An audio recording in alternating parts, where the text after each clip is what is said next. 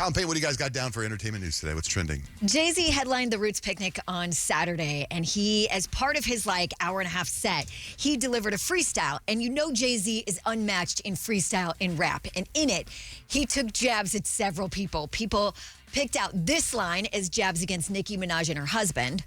The rock's not crumbling.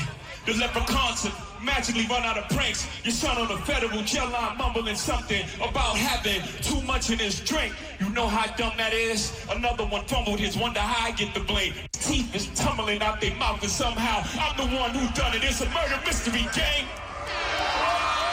Then, you know, Kanye West has gone off lyrically and musically on Jay-Z. Remember, he even took jabs at Jay-Z and Beyonce's kids. Mm-hmm. And so this line was a line back at Kanye. You ever heard of the one that came? My children and some of them. Have you no shame? You're trying to get under skin? I really get under skin as unharmed player. I need a new therapist. This is not working. I'm truly on the brink. Y'all better not encourage him. Y'all don't want me to think these thoughts that I think. That nut ass is still stuttering. And Chatty Patty down on his luck again. Okay, I say this to both those. What'd you say, Jay? What? I don't understand. Can you translate? Are you talking about? It doesn't need to rhyme anymore? I don't understand. That's his flow. I know, but I don't understand like the Nicki Minaj stuff. I don't understand what he said. I don't understand. That's no 8 Mile. Apparently, she was talking crap about his record label. Right. So when he says the rock is not crumbling, that was apparently him saying they're stable, it's fine, we're doing fine. And then there's some, but also I had to listen to it 17 times and then also look them up too. And then I'm still confused about half the lines, but I'm just going on. Apparently, that's Jay-Z talking about Nicki Minaj, and then apparently he also talked about Drake too. How about Jay-Z just making a post and breaking it down? He's not trying to be on the internet like everyone else. I thought it was crazy though because Beyonce and Jay-Z's kids were all backstage as well, and the crowd had saw her and they started chanting Beyonce, and he gets on stage. She's like, "She's not working today."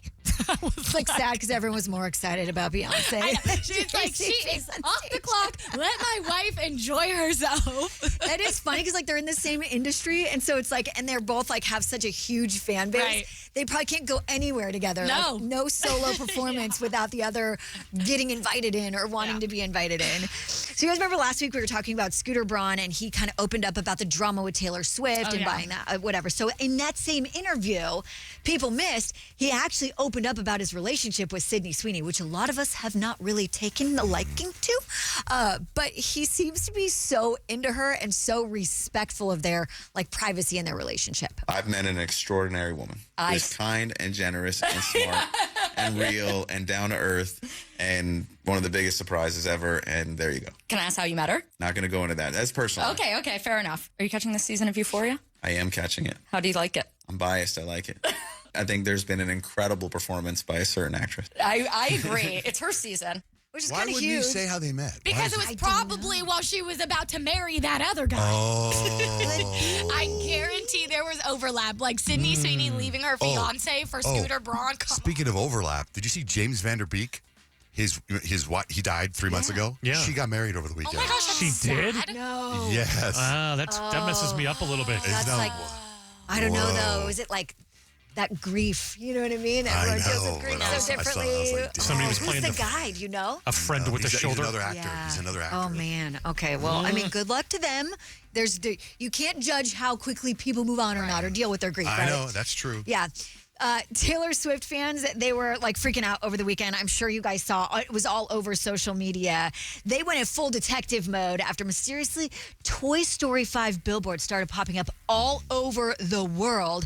And all they said were TS, which Taylor Swift actually has trademarked. So you cannot use TS on said billboard without her being involved. And everyone's like, oh my gosh, this is huge. There's 13 clouds on the billboard. This is amazing. Now they're trying to figure out, is she a character in the film?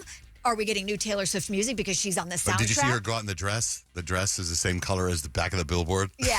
Well, and there's been some outfits that the Swifties have seen lately that are all Toy Story colors. It's so fun. The iconic Woody colors and stuff. Yeah, I know. So And TS doesn't just stand for Toy Story? Nope. No, it does not, because that, and I'm saying that is because she's got it trademarked. So Disney So that wouldn't means have been able to use that. She gave them permission to Yes. use it. That's wild. Yes. So is she a song or is she a pizza like Bad Bunny? We'll see. We're going to have to wait and see.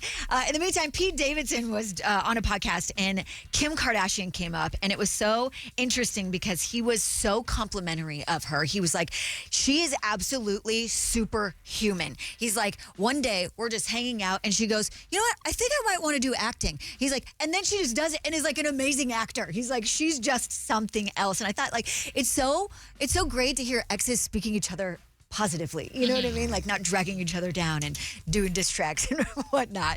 We have to say congratulations to Dua Lipa, who is officially off the market. She quietly married actor Callum Turner, and it was like a small private ceremony in London.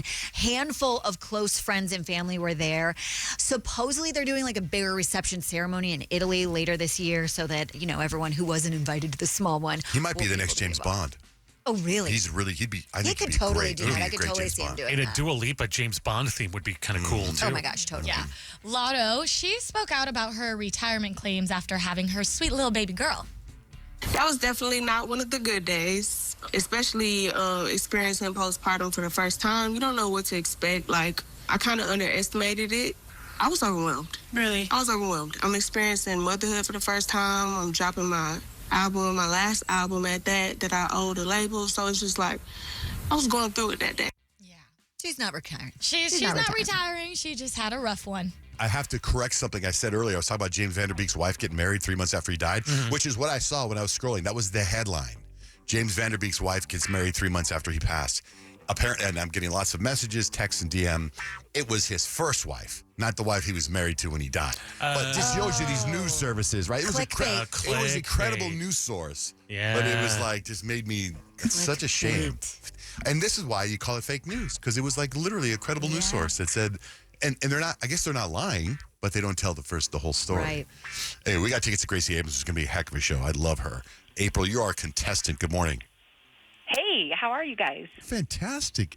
So Gracie Abrams, she'll be here June 3rd. We've got, oh no, I'm sorry, that's not true. She'll be here at Desert Diamond Arena in December. Capital card holders get exclusive access to tickets beginning Wednesday, but you can win them for free right now, April, if you can guess this game, which is one of us is lying.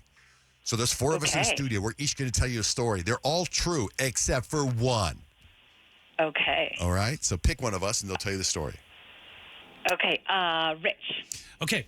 This just came up yesterday. In fact, I confirmed this with my dad because I was telling my wife, Stacy, about my family dynamic and how many cousins I have and how I'm the last one to come around. Everything's kind of jumbled. So the story is my mom's sister, who was the oldest, had a child who had a child before my mom was born. So my mom's playmate growing up was her sister's grandchild. Pretty far apart. And I had to confirm that with my dad yesterday, and he said 100% true. That is my story for you. Okay. Now you got Peyton, Kyle, and me, Johnjay. I'm going to go with Kyle. Okay. I actually once caught my boyfriend cheating by going through his trash. Okay, Peyton. Okay, so my mom the other day, she was like driving me up a wall, literally insane, just texting me, spamming me. So I changed her contact to do not answer. I don't know why I didn't just put her on do not disturb or something. Anyways, meanwhile, a couple hours later, me and Kadeem, we go to dinner. And I'm sitting there, we're just chatting, and my phone rings and it says, do not answer. And I had to literally convince my husband that I wasn't stepping out on him, that this wasn't some rando dude that I'd been talking to on the side, and that it was actually just my mom. Okay, Johnjay. In 2006 and 2007, I was very good friends with Paris Hilton and very good friends with magician Chris Angel separately. At some point, they both started dating each other. And they were both calling me, asking me for advice on each other. And I had them both on the line at different times. And I had to click over, be like, hold on a second. And I click over. Okay, Chris, what? And Chris goes, she's just so whatever. I go, hold on a second. And I click over. And Paris would be like, what do you think I should do about Chris? I'm like, hold on a second. And now I don't talk to either of them. Okay. And it was all over the paparazzi. But it was all over TMZ that they were dating. And I was the person that was involved with their lives. But anyway, go ahead. Okay. I don't feel like Paris Hilton Hilton dated him. So I think I'm going to go with you, Johnjay. My story's true. Oh, my gosh. Okay. I remember that. That was happening during the show. During the show. I have some of the Did voicemails. they really date? That's wild. Yeah, it was really crazy. And I was in the middle of it, and it was so uncomfortable. That's why I've made my circle even smaller. Less drama. Okay. Was it you, Kyle? It was not me. I did Oh, actually my catch my gosh. boyfriend cheating by going through his garbage. What did you find? I went to go visit him. It was a long distance relationship. I went to go visit him, and I waited till he left for work, and I just started snooping everywhere. I went through his drawers, I went through his closet, and finally I was like, forget it, I'm going through the trash. I went deep in the trash, and I found this gift basket with a note from a girl, and I was like, oh, you little scoundrel. Trash in like his house, or did you go into the back to where the trash can was? In his house, because it was like an apartment. So Oh. I didn't go through the dumpster or anything like that, but I did go through Still a gift basket in the Yeah. trash. You would think he would have taken it out before you got there. Okay, that leaves Peyton and Rich. Oh, my God. This is so terrible. I feel like Rich went into a lot of detail, but he does that a lot, so I feel like that might be true. Yeah. You know what, Peyton? I don't see you putting your mom as do not pick up or whatever it was. Yep, you're right. I am totally lying. Not true. Oh. You got it. Good job. You know, we actually turned off Rich's mic. He's still telling that story. Stop it. You know what? I'm sure. All right, well, you get the Gracie Abrams tickets. Congratulations, April. Awesome. Thank you guys so much. Have a great Monday. Yeah, thanks for listening. Gracie Abrams will be here. You can get your tickets for anybody else right now if you are a Capital One card holder. I'm not sure exactly. Oh, she'll be here in December. Anyway. What else is going on? I do have a story to tell you guys. You know, I'm interviewing on my podcast today Danny Dixon. You ever heard of Dixon Flannels? Yeah. One of my mom's good friends is, I think, like the CFO or CEO or something of that company, or works really high up with them. This guy, so I met him at a Suns game. Oh my gosh. And he looks like probably one of the coolest human beings ever just by looking at him. So we hit it off, and I'm interviewing him today. And I went to a long time ago, I went to his store. He has a store here in Tempe. And I thought it was by Tempe Marketplace. So when Blake was with me, we had to go put our dog down. It was so sad. so Lego. sad. It was so sad. And I Little was Lego. I go, hey, I'm interviewing Danny Dixon. I'd like to get one of his shirts. I have 2 of his shirts already from a long time ago, but they're really, really big, and they're flannel. And I don't know if checker looks good on camera. You know, the camera people freak out on whatever. So I went to his store, but he moved the store. And if you guys get a chance to go to the store, it's unbelievable. It is humongous. And he has thousands and thousands of different flannels. And I guess that's it. When they run out of that flannel. But the store is the coolest store. And the truck that he has in the front of the store, I've never seen a truck like this before. And anyway, it's called Dixon Flannel. And I think he's one of the top. Are you looking him up or something? Mm-hmm. What do you see? Yeah, I just see like him and his family, and I mean, he seems like he's a pretty cool guy. Danny founded Dixon in 2013. Yeah. Oh, well, that's a newer company. I know. Mean, yeah. And what's I feel weird like is I've that seen them I forever. feel like I've had his shirts for at least 10 years, which Yeah. I'm wrong because I got them. Yeah, you could be Okay. right. It's been in Yeah. business for, 13 years then? Yeah, but it's I feel like I've heard about that company longer than 10 years. because I thought it'd be cool. I'm going to interview him. I'm going to wear one of his shirts. Yeah, you should totally do that. Yeah. He'll Oh, I love did. I that. went and I bought some the other day. So I definitely recommend if you're looking for a flannel. They have other stuff. They have socks. They got bars of soap. They've got shorts, leather jackets. Like he used to be a mechanic for Harley Davidson. Oh, that's And he cool. started this line of flannels. It's a man's man. Yeah. Oh, man. And anyway, I'll have more tomorrow, but I want to tell you something that happened after I left his store. And I'll probably do that later. I'm not going to do it now because I want to incorporate my podcast with him to tell you about it.